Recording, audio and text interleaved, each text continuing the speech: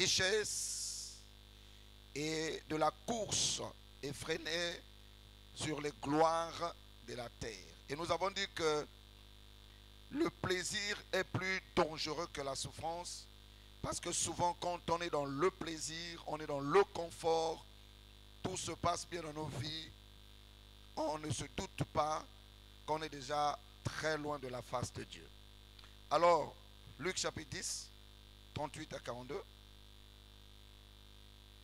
Luc chapitre 10, le verset 38 à 42. Nous lisons la parole de Dieu au nom de Jésus. Amen. La Bible déclare, comme Jésus était en chemin avec ses disciples, il entra dans un village et une femme nommée Marthe le reçut dans sa maison. Elle avait une sœur nommée Marie qui, s'étant assise aux pieds du Seigneur, écoutait sa parole.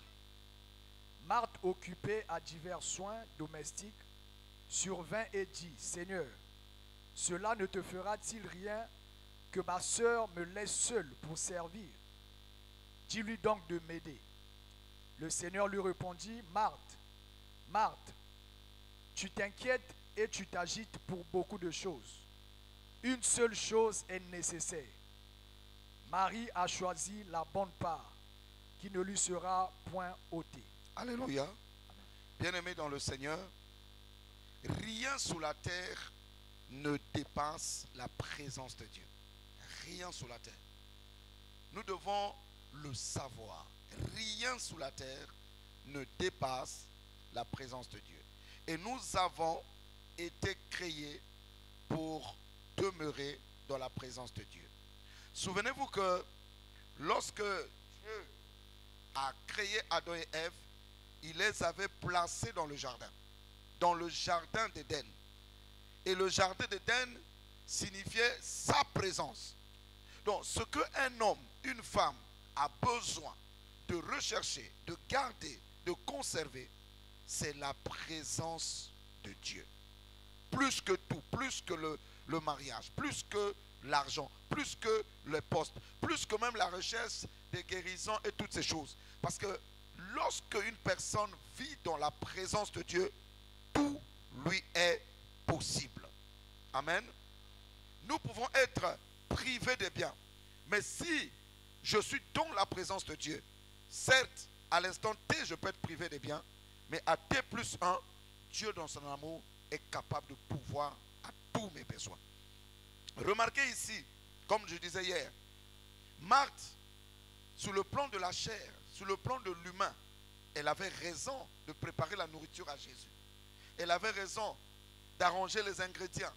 Elle avait raison de se préoccuper du ventre de Jésus et des apôtres qui l'accompagnaient. Mais remarquez que Marie, sa sœur, est allée s'asseoir aux pieds de Jésus.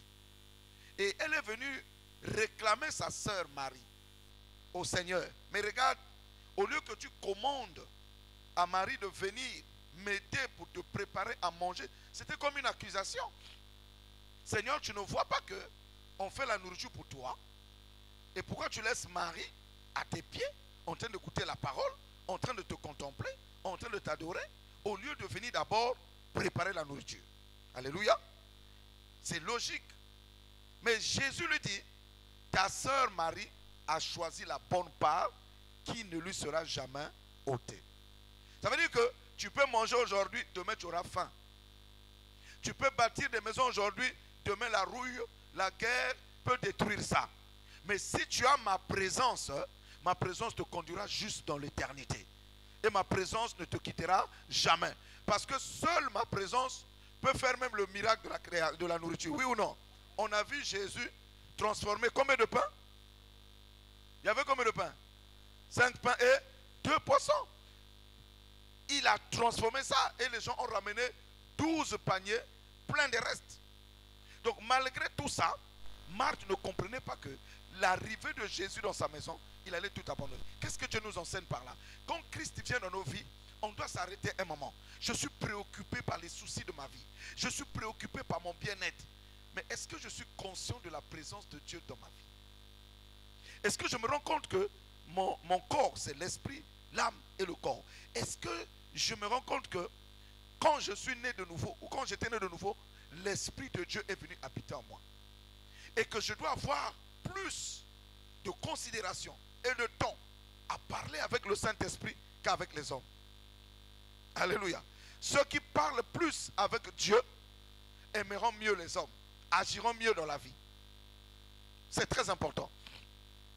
Ce passage nous enseigne que la volonté parfaite de Dieu, c'est que nous apprenons à lui parler avant de parler aux hommes. Nous apprenons à lui dire ce qui nous préoccupe avant d'aller le dire aux hommes. Or, nous inversons. Et c'est pour cette raison, le diable nous a envoyé toutes sortes de distractions.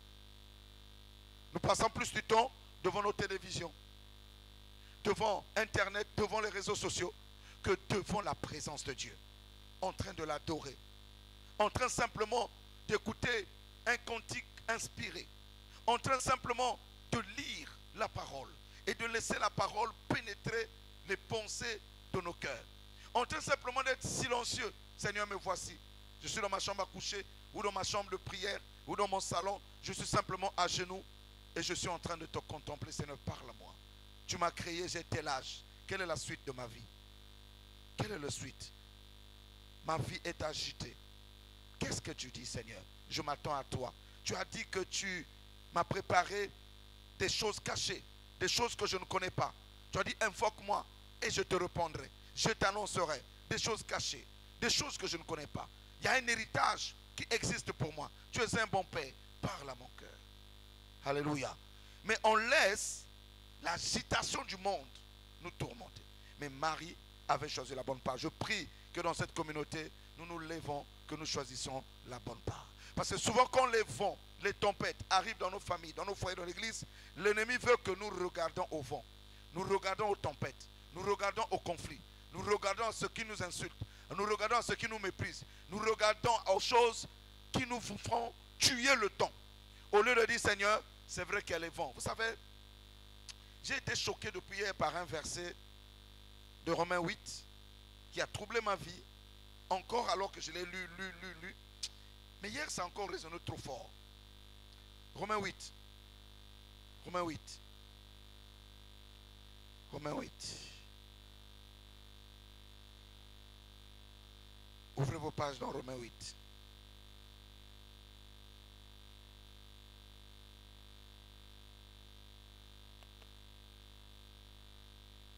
Vous y êtes? Alors, 28. Romains 8, le verset 28. Écoutez ça, lisons ça avec beaucoup de respect, de concentration. La Bible déclare, Oui, nous savons. nous, il y a une certitude, n'est-ce pas? Nous savons. C'est pas où on a dit non. Je sais, c'est-à-dire qu'il y a une conviction, une connaissance, une assurance. Nous savons. Du reste, que toute chose concourt au bien de ceux qui aiment Dieu. Au bien de ceux qui aiment Dieu. De ceux qui sont appelés selon son dessein. Ah, le dessein de Dieu est basé sur son élection. C'est-à-dire que Dieu nous a élus dès avant la fondation du monde pour que nous soyons ses fils d'adoption par Jésus. Ce soir, je vais ouvrir beaucoup de sceaux. Donc écoutez bien, notez si vous pouvez noter. C'est-à-dire que nous avons été par Jésus adoptés par Dieu. C'est-à-dire que c'est Jésus-Christ qui a fait que le Père nous agrée dans sa présence. Dieu ne peut jamais agréer un croyant sans Jésus-Christ. C'est lui qui a été jugé le seul à être digne. C'est lui que le Père a frappé de malédiction. C'est lui que le Père a défiguré le visage. C'est lui que le Père a jugé, a condamné à la croix pour le pardon de nos péchés. Et le Père l'a ressuscité, l'a glorifié, et Christ est assis de façon prophétique à la droite du Père, qui veut dire autorité, pour intercéder pour chaque frère, chaque sœur qui croit en Jésus, afin que tous les élus arrivent à la perfection et rentrent dans la gloire et retrouvent le Seigneur dans les cieux. C'est pour cette raison, s'il n'y a pas Jésus, il n'y a pas le ciel. Et nul ne peut être apprécié par le Seigneur sans Jésus. C'est pour cette raison il est écrit que nul ne vient au Père que par le Christ. Voilà pourquoi nous prions au Père au nom de Jésus. C'est notre assurance vie, notre assurance éternelle. Vous m'entendez? Donc, si quelqu'un a été condamné, c'est Jésus. Si quelqu'un a été frappé, c'est Jésus. Si quelqu'un a été agréé, c'est Jésus. Donc, dès lors que je deviens fils de Dieu, je deviens le frère du Seigneur. Et le Père céleste m'adopte, m'accepte dans sa famille à cause du sacrifice de Christ. Et quand j'arrive à ce point, il n'y a plus de condamnation dans ma vie. Le Christ est en train d'intercéder. Parce qu'il sait que, étant dans la chair, je ferai des erreurs. Ça peut arriver que je fasse des erreurs. Ça peut arriver que je tombe dans le péché de façon involontaire. Ça peut arriver que je mente. Ça peut arriver que je dis des choses pas bien. Ça peut arriver que je m'énerve, je vole. Mais le sang de Jésus va crier: Père, j'ai été crucifié pour cet enfant. S'il ouvre sa bouche et qu'il confesse son péché, Père, tu es juste et fidèle pour le lui pardonner et le purifier de toute iniquité, parce que moi, j'étais livré mon sang innocent.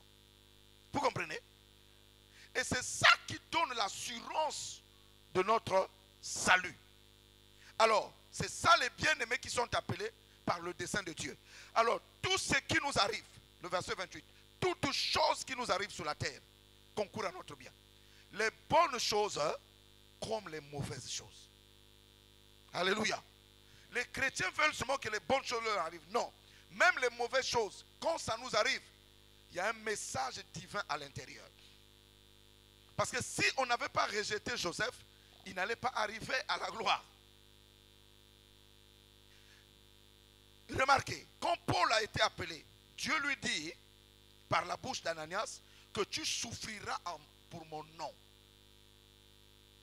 Donc, les souffrances que Paul vivait, les prisons. Va lire le verset 31. Va lire le verset 31. Verset 31. Hein? Que dirons-nous donc à l'égard de ces choses? Oui. Si Dieu est pour nous, Oui. qui sera contre nous? Qui croit que Dieu est avec lui et Dieu est pour lui? Mais qui peut être contre toi? 32. Lui qui n'a point épargné son propre fils, Écoutez bien. Il n'a pas épargné son propre fils. mais qui l'a livré pour nous tous. Il a livré Jésus pour toi et moi, mes amis. Comment ne nous donnera-t-il pas aussi toutes choses avec lui? Si Jésus a été livré à la croix, comment Dieu ne peut plus me bénir? Comment Dieu ne peut plus me donner la santé? Il est dit que par ses meurtrissures, je suis guéri. Comment Dieu ne peut pas me donner de bonnes choses? Comment Dieu va vouloir, pendant que je suis réconcilié avec lui, il va vouloir mon malheur et ma misère? C'est pas possible. Continue. Qui accusera les élus de Dieu? Qui accusera les élus de Dieu? C'est Dieu qui justifie. Il dit quoi? Un élu peut faire des erreurs. On a vu Pierre régner le Seigneur. Mais Jésus ne l'a pas rejeté. Il lui a seulement dit, quand toi tu seras affermi, quand tu vas te relever, quand tu vas te convertir, va aider les autres frères. Alléluia. Tu sais? Parce que c'est Dieu seul qui justifie. Aucun de nous ne peut aider, sauver, enlever le péché dans la vie de quelqu'un. Est-ce que vous êtes là? Continue. 34. Qui les condamnera? Je refuse la condamnation. Moi, je ne suis plus condamné. En tout cas, si toi tu dis pas la main, moi je ne suis plus condamné. Amen. Aucun homme ne peut me condamner. Amen. Aucune femme ne peut me condamner. Aucun diable ne peut me condamner. Aucun démon ne peut me condamner. Aucun mauvais esprit ne peut me condamner. Parce que Christ m'a déjà libéré de la condamnation. Vas-y. Christ est mort. Bien plus, il est ressuscité. Voilà. Il est à la droite de Dieu. Et il intercède pour nous. C'est ce que j'étais en train de vous dire. Pourquoi Christ intercède? Parce qu'il sait qu'il nous a laissés sur la terre. Il nous a donné le Saint-Esprit. Mais il sait que le diable rôde tout autour de nous pour vouloir nous arracher le prix de la vocation céleste. Voilà pourquoi il intercède. Il prie pour nous. c'est le meilleur avocat défenseur. 35. Qui nous séparera de l'amour de Christ? Ah. Ce sera la tribulation. Donc, si je traverse la tribulation, ça contribue à la gloire de Dieu dans ma vie. Ou l'angoisse. L'angoisse, les chagrins de la vie, ça contribue à la gloire de Dieu dans ma vie. Ou la La persécution. persécution sous toutes ses formes, ça contribue à la gloire de Dieu dans ma vie. Ou la faim. La faim, j'ai pas de travail, j'ai pas d'argent, ça contribue à la gloire de Dieu dans ma vie. Ou la nudité. La nudité, j'ai pas de vêtements, j'ai des situations difficiles. Ou le péril. Le péril, la maladie, Ou l'épée. l'épée, la mort peut venir toquer à ma porte. 36. 36. Selon qu'il est écrit, Oui, c'est à cause de toi qu'on nous met à mort oui. tout le jour, qu'on nous regarde comme des brebis destinées à la boucherie. Mais dans toutes ces choses, Oh, quelqu'un dit avec moi ce soir, dans toutes ces choses que je peux traverser, je suis plus que vainqueur. Par le Christ qui m'a aimé. Vous comprenez? Le diable veut détourner mon attention de la présence de Dieu, de ce que Christ a accompli, et fixer mon attention sur les plaisirs, mes combats, mes luttes, pour m'éloigner de la bonté de Dieu. Dis avec moi, tout ce qui peut m'arriver, Dieu l'avait prévu ainsi. Tu l'as dit? Tout ce qui peut m'arriver, Dieu l'avait prévu ainsi. Et il a pourvu aussi la voie de la victoire. Car je suis déjà un vainqueur. Et un plus que vainqueur. Regardez, il a dit à Paul, par la bouche d'Ananias, tu vas souffrir. Et Paul a traversé des moments difficiles. J'étais en prison, tombé malade. Il manquait même de vêtements. Il souffrait même de la faim. Mais dans toutes ces choses, Paul était fort. Frère, le diable ou le monde nous met à l'épreuve des besoins de la vie. Le manger, le boire, le vêtir, le mariage, la richesse. Quand nous sommes en train de pleurer et de dire, Seigneur, pourquoi tu m'as abandonné? Seigneur, pourquoi je souffre? Je n'ai pas compris que j'ai déjà toutes ces choses-là en moi. Et même si je traverse le manque, je le traverse par la foi en rendant gloire au Seigneur. Pas en étant dans les inquiétudes et les soucis et dans les larmes. Un chrétien ne doit pleurer que dans l'adoration. Un chrétien ne peut pas pleurer quand il traverse des moments difficiles. Il se réjouit dans le Dieu de son salut. Amen ou pas amen? Ce soir je continue parce que demain je vais parler de l'apostasie. Ce soir je continue sur la distraction. Écoutez ce que le Saint-Esprit m'a dit aujourd'hui. L'une des plus grandes séductions religieuses du temps de la fin consiste à pousser les croyants à faire des choses pour mériter la bénédiction de Dieu. Je vais répéter ça. L'une des plus grandes séductions religieuses du temps de la fin consiste à pousser les croyants à faire des choses pour mériter la bénédiction de Dieu. Waouh! Quand le Seigneur m'a dit ça, j'ai frémi. Tu entends ça, Claudie? L'une des plus grandes séductions religieuses du temps de la fin consiste à pousser les croyants à faire des choses pour mériter la bénédiction de Dieu. C'est ainsi que nous, les croyants jeûnent, les croyants prient, les croyants font des sacrifices, dîmes, offrandes, veillées de prière, pour obliger Dieu de déverser ses grâces sur leur vie. Ça, c'est ce que nous avons tous enseigné et que nous enseignons et que nous écoutons. C'est ainsi qu'on doit jeûner, on doit prier, on doit faire des sacrifices pour obliger Dieu, pour imposer Dieu, pour exciter Dieu à nous faire du bien, à déverser ses bénédictions dans nos vies. Dieu m'a dit, ça c'est la loi. Ces pratiques religieuses-là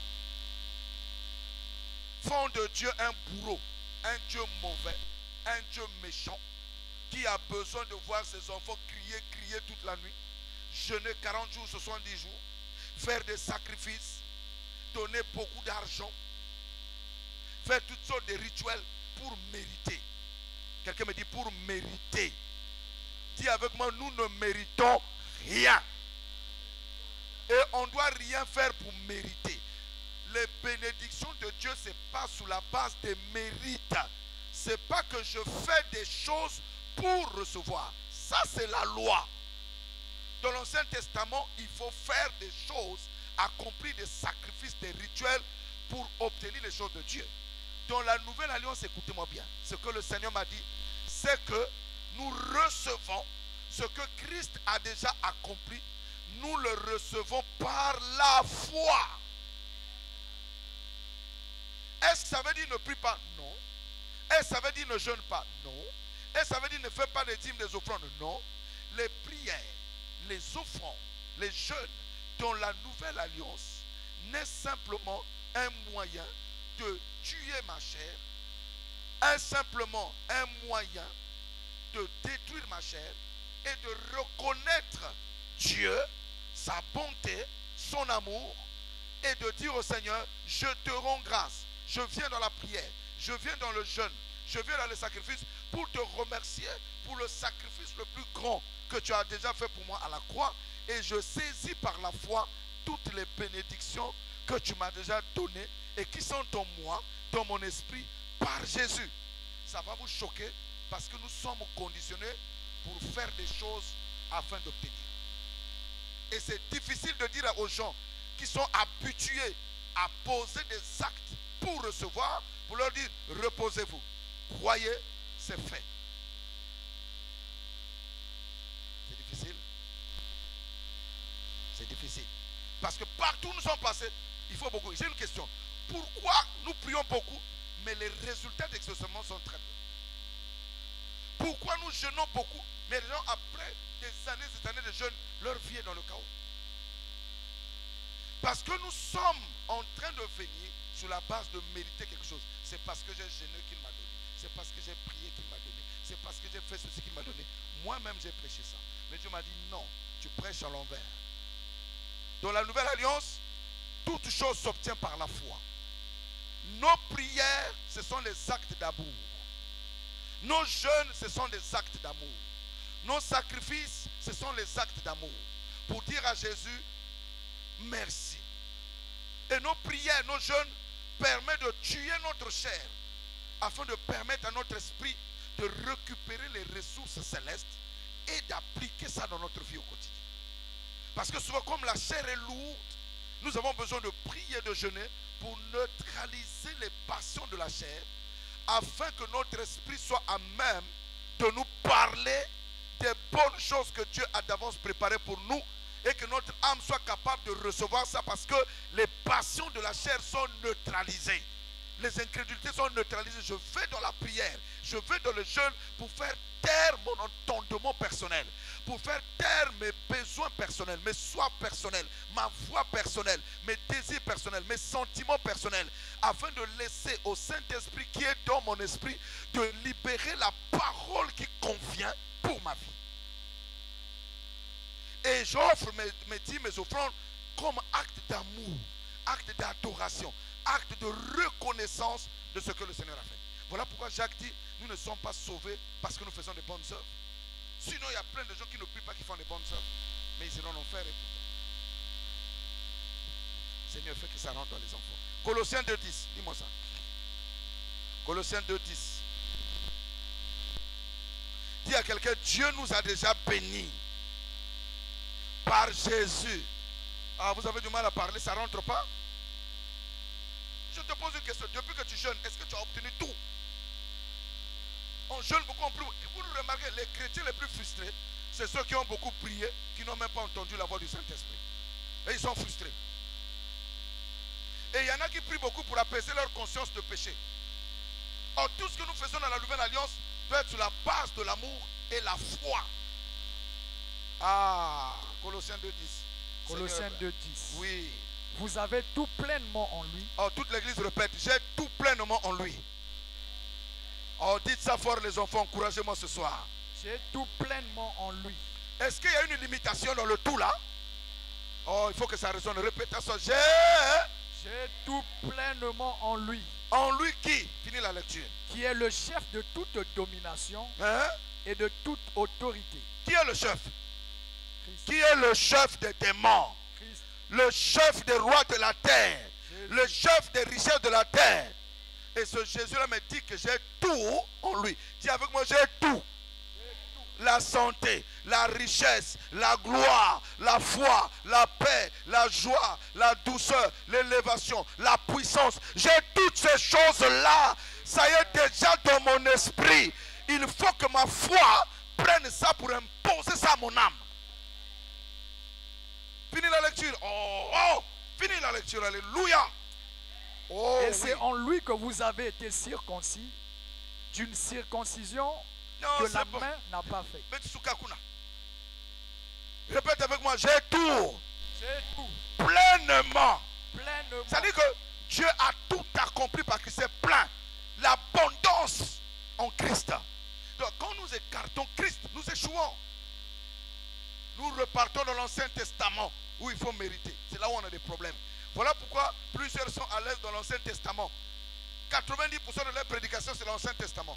Ils ne peuvent pas prêcher dans la Nouvelle Alliance parce que dans la Nouvelle Alliance, c'est un mariage avec le Christ. Dans la Nouvelle Alliance, le seul qui mérite toute chose, c'est notre Seigneur Jésus-Christ. Et nous venons simplement par la foi posséder ce qu'il a fait. Christ, c'est comme un papa qui a travaillé toute sa vie, qui a construit des maisons, qui a laissé un empire, et l'enfant vient rentrer sans travailler. C'est-à-dire que son travail c'est seulement aller à l'école, même s'il ne va pas à l'école, même si c'est un illettré, il vient, il rentre dans le repos parce que papa avait travaillé. Est-ce que vous êtes en train de comprendre?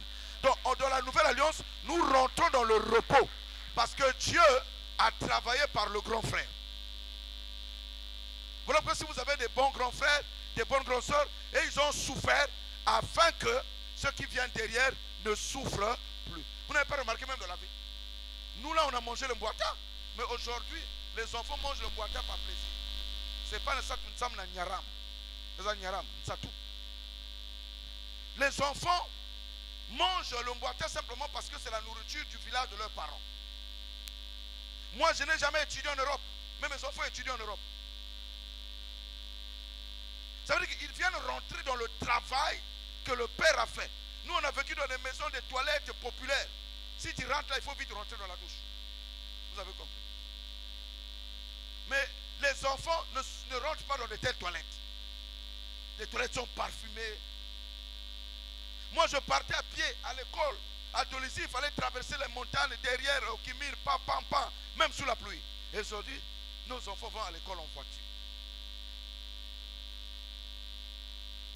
Est-ce que vous comprenez? Avec Christ, tout est achevé. Et je vis par la foi. Et je sors des distractions de vouloir mériter des choses. Je suis en train de parler aux vieux chrétiens qui ont prié, ils n'ont rien obtenu. Parce que vous croyez que c'est ta prière qui peut changer quelque chose. Non. C'est ta foi en Christ. Et quand tu viens, pourquoi certaines personnes quand ils prient, pendant qu'ils prient, il est même en train de douter que ce qu'il demande là, Dieu va lui donner ça. Alléluia. Le prix a été payé. Dis à quelqu'un, le prix a été payé. Allons-y dans Ephésiens 2. Il faut que la distraction finisse. La distraction de croire qu'il faut qu'on mérite des choses. Nous ne méritons rien. Tout est grâce. Tout est grâce. Parce que le prix a été payé. Voilà pourquoi nous ne sommes plus maudits. Et je suis convaincu que qu'un chrétien peut vivre du 1er janvier au 31 décembre sans boire un comprimé.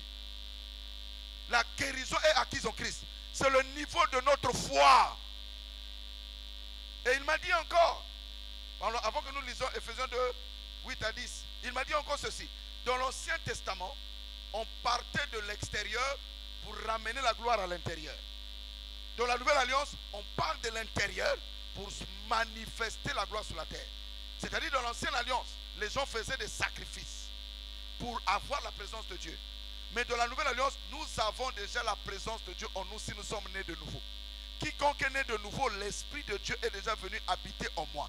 Et quand le Saint-Esprit vient, il vient avec tous les bagages de bénédiction. Et c'est à moi maintenant de prendre ça dans mon esprit. Et quand le monde me présente le contraire de ce que la parole dit, j'utilise maintenant ma bouche pour mitrailler ce que le monde me présente qui est contraire à ce que Christ a déjà planté en moi. que ce soit maladie, que ce soit souffrance, que ce soit critique, que ce soit calomnie, que ce soit haine, que ce soit colère, que ce soit division, que ce soit chômage, que ce soit l'opposition des sorciers, des magiciens. J'utilise maintenant ma bouche, est devenue une arme puissante pour imposer le règne de Christ qui est déjà en moi sur la terre. Voilà pourquoi il a dit que ton règne vienne. Mais le règne de Christ est déjà venu en moi et le monde doit voir Dieu par moi. Voilà pourquoi Romain dit que le monde attend la manifestation des fils de Dieu. C'est-à-dire que là où le monde vit à gauche et que toi tu dois vivre à droite, tu leur prouves que vivre à droite c'est meilleur. Je ne sais pas si ça rentre. Éphésiens 2, 8 à 10. Éphésiens 2, 8 à 10. Oh, le prix le plus grand a été payé à la croix. Et nous sommes reconnaissants. La Bible déclare, car c'est par la grâce que vous avez été sauvés. Dis avec moi, c'est par la grâce que je suis sauvé. Ah, zonze bien ko ah. Zonze bien bet toi-même tu n'as pas ri ah. Vous savez, tellement qu'on est conditionné sous les mérites, il faut faire pour obtenir. La nouvelle alliance, on ne fait pas. On prend possession par la foi. Voilà pourquoi nous ne pleurons pas devant la maladie. Nous ne prions pas pour être guéris. Nous déclarons notre guérison acquise. La Bible dit nous avons été guéris par ses meurtrissures. Donc avant que la maladie arrive, la guérison avait précédé. Donc cette maladie que tu as a une guérison. Mais elle est dans ta bouche. Sauvé par grâce. Par le moyen de la foi. Oh, que quelqu'un reçoit la foi. Ah. Qui croit que tu as la foi? Amen. Alors il faut la manifester. Et cela ne vient pas de vous. Ah. C'est le don de Dieu. Cela ne vient pas de moi. C'est Dieu qui m'a fait grâce. Vous comprenez? Continue. Ce n'est point par les œuvres. Ah, dis avec moi, c'est pas par les œuvres. Vous savez, écoutez-moi. Nous avons tous prêché qu'il faut faire des œuvres pour mériter. Ça, c'est l'Ancien Testament. Aujourd'hui, on fait les œuvres pour être reconnaissant de ce que Christ a fait pour nous. Et pour montrer notre adoration. Pas pour entrer au ciel et bénéficier les bénéfices du ciel. Non. Sinon, on annule l'œuvre achevée de Christ à la croix. Voilà pourquoi Jésus avait dit que, et les épaules, que vous annulez la parole de Dieu par vos traditions. Parce que tout ce qui était dans l'Ancien Testament, le bouc de sacrifice, les béliers de sacrifice préfiguraient Christ. C'était l'ombre des choses à venir. Et Christ est l'accomplissement. Ne repartons pas dans l'Ancien Testament, on va périr. Dans l'Ancien Testament, on avait un Dieu qui frappait. Et le Seigneur m'a dit, vous savez pourquoi Dieu a commencé à frapper les pécheurs? Parce qu'il a compris que Satan... Voici ce que le Saint-Esprit me dit à cet instant. Adam a vécu combien d'années? 999 ans. Près de 1000 ans sur la terre. Enoch a vécu combien d'années? Aïe, aïe, aïe. Enoch. Près de 300 et quelques. Abraham a vécu combien d'années? Hein? Ça va? Roger, ça tourne, tout le monde? 100? Et Abraham, hein? On peut aller lire. C'est pas 120 ans. Roger, Mère Anas, Mère Yoyo, Mère Clève, Maman Pasteur. Allons voir les enfants. Est-ce qu'après la mort de Sarah, Abraham s'est marié? À qui? Il a eu combien d'enfants?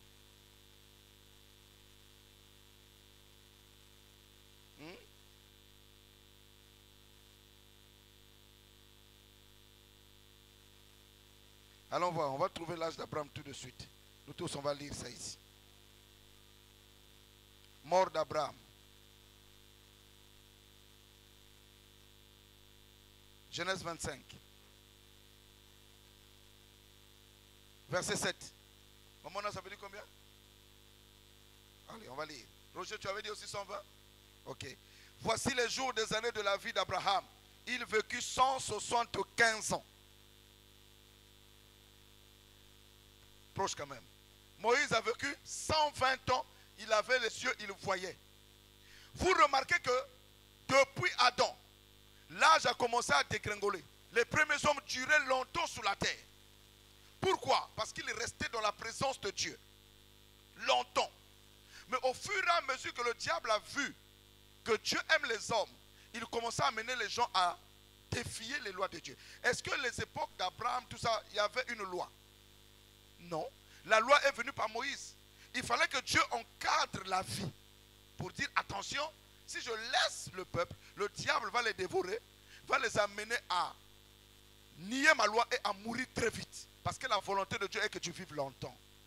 Voilà pourquoi Moïse, en mourant, a dit dans le psaume 90 que le nombre de jours de l'homme, c'est 70 ans pour les forts et 80 ans pour les vigoureux. Donc la volonté parfaite de Dieu était qu'on dure sur la terre. Donc en temps normal, pour mourir, il faut au moins mourir au moins 70 ans. Ou à 80 ans. Ou aller à 90 ans. C'est la volonté de Dieu. Mais c'est à cause du mal que les âges se sont redressés. C'est pour cette raison. On nous a enseigné que Dieu est mauvais. Dieu n'est pas mauvais. Dieu, il est bon. Dis à quelqu'un, Dieu est bon. Par sa nature, il est bon. J'ai une question. Est-ce que Dieu a tué tous les homosexuels? Dieu a tué tous les satanistes? Vous voyez là. Maintenant, pourquoi Dieu va se mettre à nous frapper? Dis-moi, un seul a été frappé, c'est Jésus. Les enfants disent, ah non, si tu fais ça, tu seras frappé. Non, il y a certains péchés que nous commettons. Ce n'est pas Dieu qui va nous frapper. Mais nous allons hériter des conséquences dans la chair des actes que nous avons posés. Mais ce n'est pas la volonté parfaite de Dieu de nous châtier. Ça rentre? Dieu veut ton bien. Alléluia. Alors, finis la lecture, mon fils. Ce n'est point par les œuvres, afin que personne ne se glorifie. Ah, vous avez entendu? Mais si vous avez entendu, si ce n'est pas les œuvres, les riches vont acheter plus de places au paradis que les pauvres. Il a beaucoup d'argent. Il va avoir une grande place et le pauvre fera comment? Alléluia. Si la prière doit être achetée, les gens qui n'ont pas l'argent à l'église vont acheter comment? Ah, viens. Il y a la prière de 1 million. Je suis allé prier quelque part, j'étais orateur. Au deuxième jour, un homme de Dieu m'a dit, ah, Dieu m'a révélé qu'il y a 5 personnes qui vont donner 1 million. Mon ami, il n'y a même pas 5 personnes qui se sont levées, même pas une personne. Ah, je descends à 500 000. Ah, je descends à 200 000 pour la bénédiction. On monnaie la bénédiction. Personne ne doit se glorifier. Voilà pourquoi Dieu a dit c'est sur la base de la foi. Ah, dis à quelqu'un c'est sur la base de la foi. C'est sur la base de la foi. Continue mon bien-aimé. Car nous sommes son ouvrage. Ayant été créés en Jésus-Christ pour de bonnes œuvres. Que Dieu a préparé d'avance. Dieu a préparé quoi? D'avance. Il a préparé quoi? De bonnes œuvres. On a comme une mère qui prépare l'arrivée de son bébé. Aucune mère sage qui s'attend à l'arrivée d'un enfant ne prépare pas les vêtements, ne prépare pas la chambre, ne prépare pas le berceau, ne prépare pas toutes choses. Fini? Afin que nous les pratiquions. Oh, dis à quelqu'un, il y a des bonnes œuvres que Dieu a prévues pour toi. Maintenant, comment tu vas faire pour les découvrir? Si tu es dans la distraction. Voilà pourquoi nous venons dans la présence de Dieu pour dire, Seigneur, quelles sont les œuvres?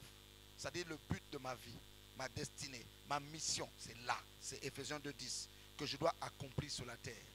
Montre-moi ça pour que j'exécute cela. Alléluia. Amen, amen, on acclame la parole.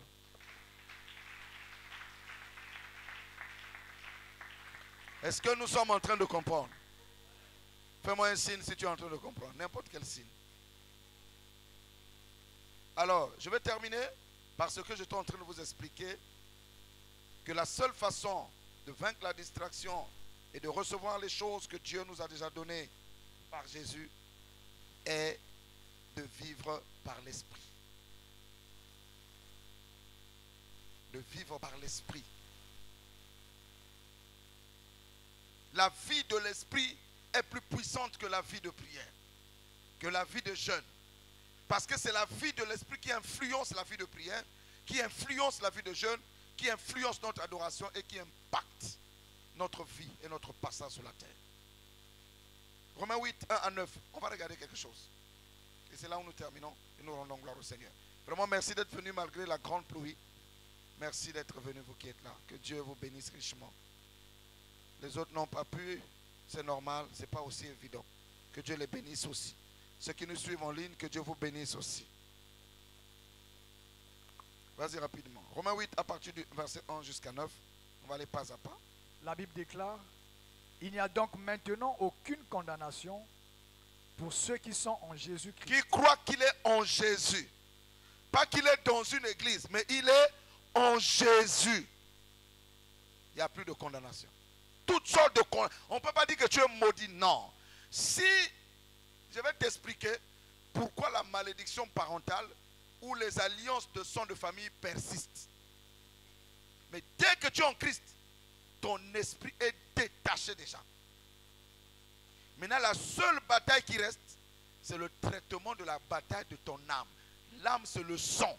C'est là où règnent les alliances. Je disais à quelqu'un qu'il y a certaines familles, les gens n'ont jamais pratiqué la sorcellerie, ni la magie, ni la méchanceté.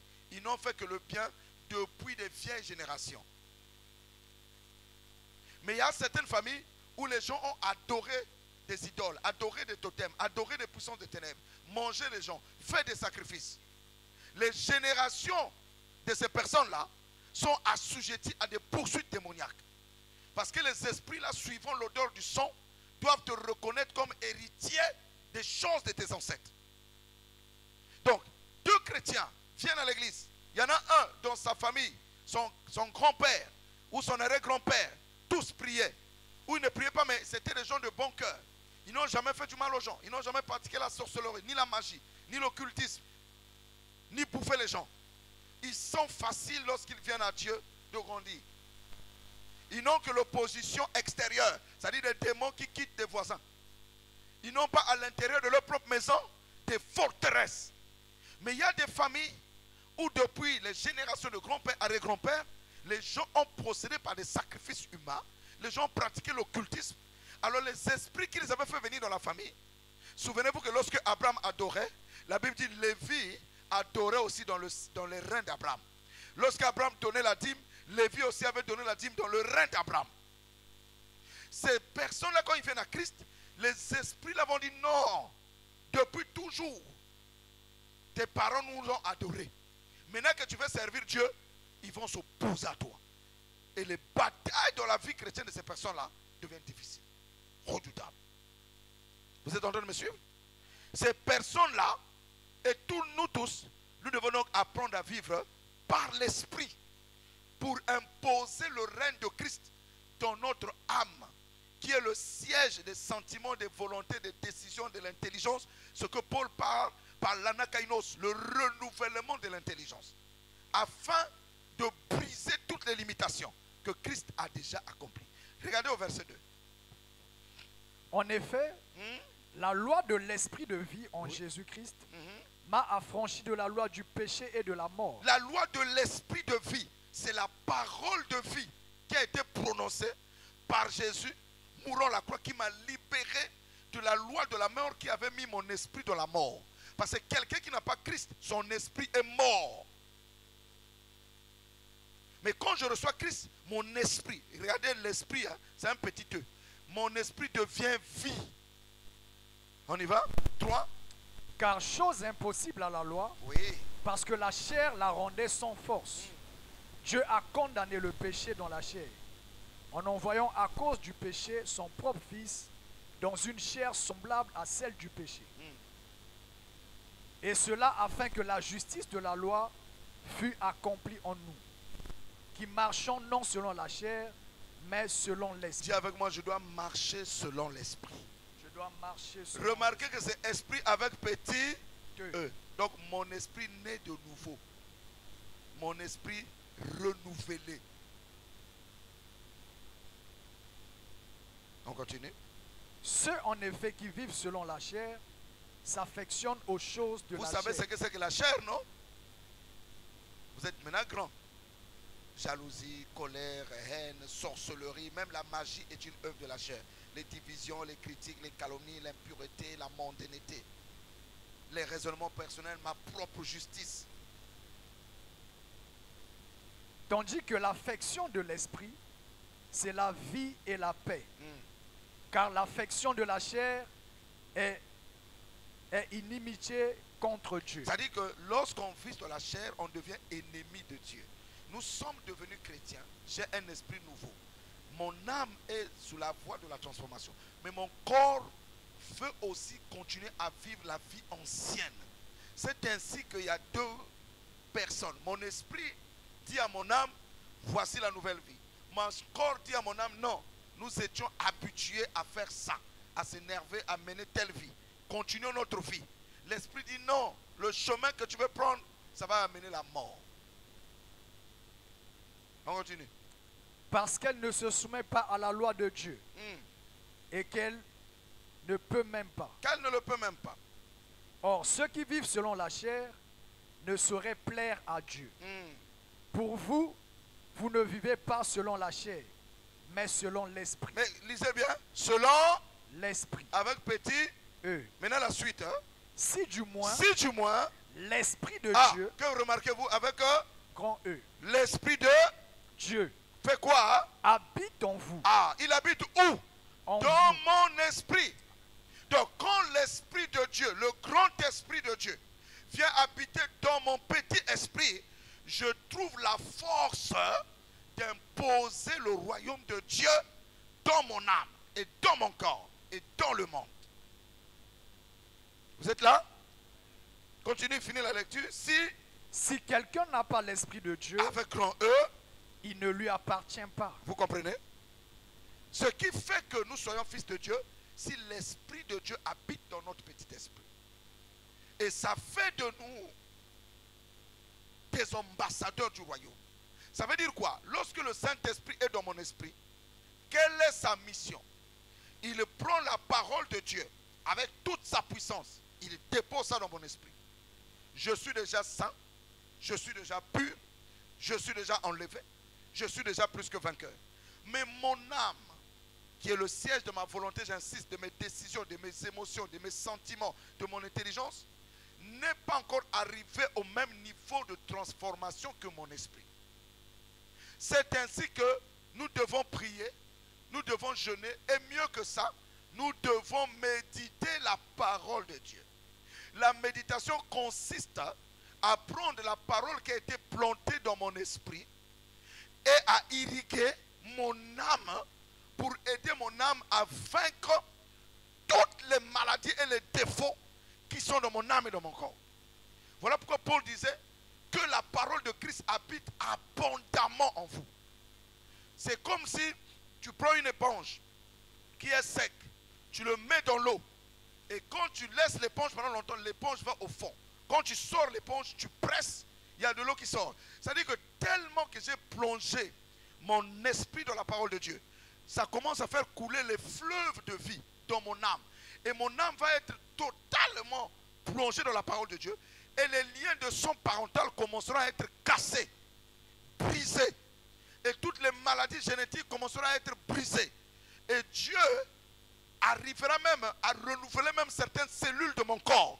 Parce que le niveau de ma spiritualité est élevé. Or, que fait Satan? Pour nous empêcher d'atteindre ce niveau où notre âme s'identifie à notre esprit, il crée toutes sortes de distractions tout autour de nous. Des problèmes tout autour de nous. Des choses qui détournent notre regard pour ce qui est essentiel. Abraham, Seigneur, Abraham est arrivé à un niveau où il a expérimenté ce que je suis en train de vous dire. Quand il a reçu Elohim, Elohim est venu à lui. Et il a vu Dieu face à face dans la théophanie. Dieu dans une chair humaine. Et quand Dieu a prononcé la parole, que l'année prochaine à la même époque, je reviendrai.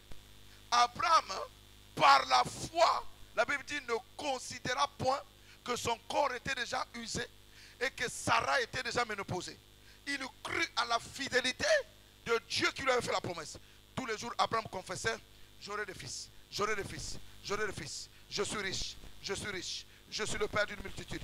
Je suis le père. Au fur et à mesure qu'Abraham confessait, je suis le père d'une multitude. Je suis riche. J'ai des enfants. Mes seins sont guéris. Le sein de ma femme est guéri. Je suis un jeune homme de 25 ans. Je suis fort. Je suis vigoureux. La parole a commencé à renouveler les cellules d'Abraham, ainsi que les cellules de Sarah. Au point où d'une vieille femme, la beauté de 25 ans est revenue. Et Abraham est devenu fort comme un jeune homme de 25 ans. C'est la puissance de la transformation de la parole. Voilà pourquoi le mécanisme de Satan, c'est de chasser les gens de méditer la parole de Dieu. Empêcher les chrétiens de méditer la parole de Dieu. On est plus dans les réseaux sociaux, on est plus dans les critiques, les moqueries, on est plus, peut-être même parfois dans les prières, que dans la méditation de la parole de Dieu. Quelqu'un en qui la parole n'habite pas, c'est un nain spirituel. Il n'a pas le poids lourd pour pouvoir vaincre les obstacles qui sont d'abord dans son propre vie, ainsi que toute activité démoniaque qui se présentera devant lui. Est-ce que vous êtes en train de comprendre? Alléluia. Alléluia. Alléluia. Et c'est notre travail à nous tous. Et comment ça se fait? Par Romains 10. Regardez ça. Nous terminons là. Par Romains 10, 9, 10. Romains 10, 9, 10. C'est ce travail-là.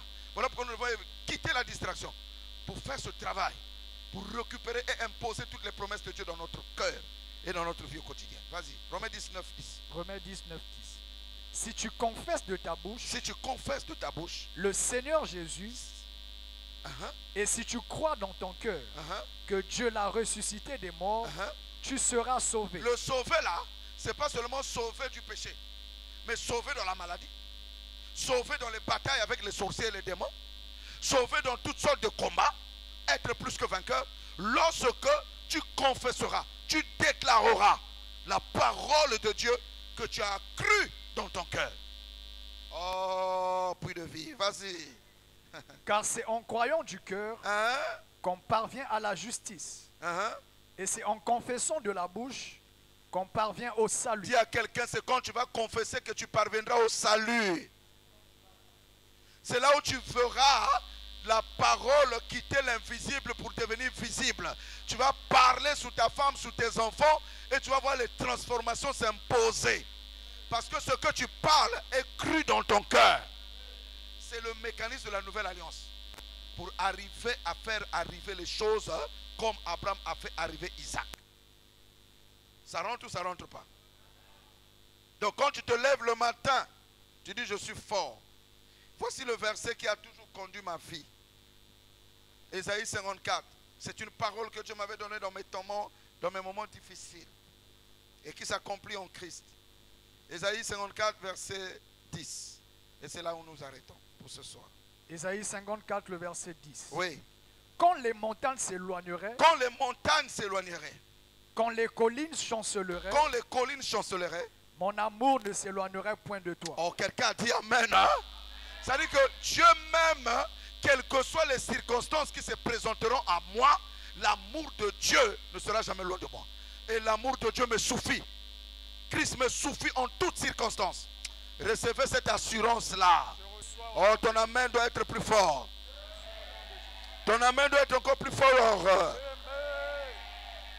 Et il dit encore quoi? Et mon alliance de paix Et mon alliance de paix ne chancelera point. oh, ça tombera jamais. C'est-à-dire que la paix du Christ ne te quittera jamais. Quels que soient les vents, les marées, les tempêtes, tu es dans la paix parce que l'amour de Dieu est avec toi. Si Dieu t'aime, qui sera contre toi? Et quiconque se lève contre toi, Dieu le condamne parce qu'il t'aime. Alléluia. Dit l'Éternel qui a compassion de toi. Dieu a permanemment compassion de ses fils. Ça, cette parole, elle est soulignée même dans ma Bible. Je l'ai eu depuis des années. Et chaque fois que je me lève, quels que soient les combats, quelles que soient les difficultés, quel que soit le manque, je dis Seigneur, ton amour ne s'éloignera jamais. Ton alliance de paix ne chancelera jamais. J'ai la paix en Christ. Alléluia. Lève-toi, dis avec moi, je puis tout par le Christ qui me fortifie. Nous levons nos mains vers le ciel. Nous commençons non pas à demander des choses, mais à proclamer que ces choses arrivent. Qu'est-ce qui te tourmente? Qu'est-ce qui te fait mal? Qu'est-ce qui te met dans la distraction? Dis au Seigneur, c'est accompli. J'annonce que la distraction est finie dans ma vie. Je désire plonger continuellement mes regards, mon âme et tout mon être à la connaissance de ta loi, à la connaissance de ta parole. Commence à prier. Commence à prier pour que ton âme désire encore plus de Dieu, plus de paroles, plus de sa présence, plus de sa joie. Et que nous soyons fermes, fermes dans la foi. Élève la voix, élève la voix, élève la voix. Pendant que le chant chante, mon âme soupire. Mon âme soupire après toi. Et mon esprit te cherche. Ah, Seigneur notre Père, aide-nous à comprendre que nous sommes dans la nouvelle alliance. Aide-nous à saisir que nous sommes dans la nouvelle alliance. Bien-aimé, tu fais partie de la nouvelle création. La nouvelle création impose le règne de Christ sur la terre. Au nom de Jésus, commence à briser toute forme de distraction, à refuser la distraction. Nos regards doivent être plongés dans la parole. On doit lire la parole. On doit parler la parole. On doit arrêter les plaisanteries, les blagues, la légèreté, l'incrédulité, le doute, les calomnies, les murmures, les critiques, les soucis, les inquiétudes, toutes ces distractions inutiles. On doit parler sa parole. On doit annoncer sa parole.